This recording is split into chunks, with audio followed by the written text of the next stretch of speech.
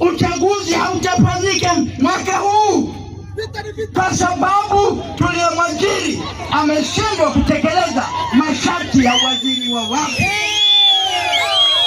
Kwa sababu ushahidi tunao, 2019 tuliibiwa kura. Uongo kweli?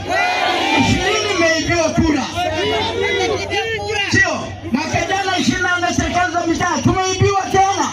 Tutaibiwa mpaka lini?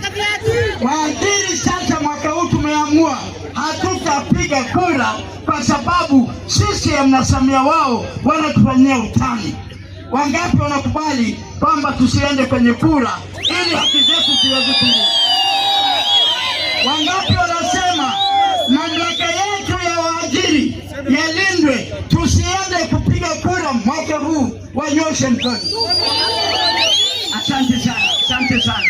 Wote mpaka huko kuna kamera zinapenda nchi nzima, lakini hapa tunapoongea mkutano huu unatangazwa dunia nzima live. Naomba tunataka kujua walio tayari tusiende kupiga kura mwaka huu, wanyoshe mkono, dunia nzima ione.